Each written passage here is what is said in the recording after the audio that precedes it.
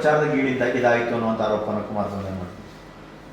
ಕುಮಾರಸ್ವಾಮಿಗೆ ನಾಲ್ಗೆನಲ್ಲಿ ಸುಳ್ಳು ಹೇಳೋದ್ರಲ್ಲಿ ಎಕ್ಸ್ಪರ್ಟ್ ರೀ. ನಾಲ್ಗೆನಲ್ಲಿ ಅವ್ರಿಗೇನು ಇದಿಲ್ಲ.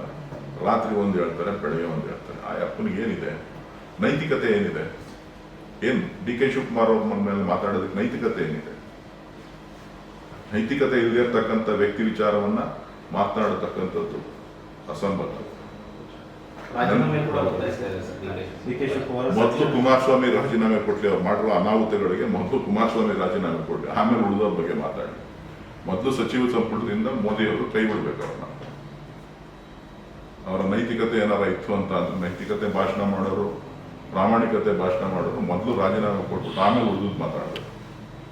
ಸುಮ್ಮನೆ ಏನೋ ಮಾತಾಡ್ತೀನಿ ಅಂತ ಹೇಳ್ಬಿಟ್ಟು ಬೆಂಗಳೂರು ಮುಳುಗೋಯ್ತು ಅಂದ್ರು, ಡೆಲ್ಲಿ ಮುಳುಗೋಯ್ತು, ಇವರು ಕೂತ್ಕೊಂಡಿಟ್ಟು. ಡೆಲ್ಲಿ ಮುಳುಗೋದಿಲ್ವ? ಬಾಂಬೆ ಮುಳುಗೋಯ್ತು.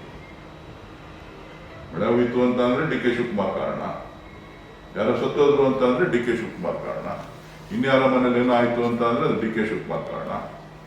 ಈ ರೀತಿಯ ಅಸಂಬದ್ಧವಾದಂಥ ಹೇಳಿಕೆಗಳನ್ನು ಹೇಳೋದ್ರಲ್ಲಿ ಕುಮಾರಸ್ವಾಮಿ ನಿಸಿಂದ್ರು.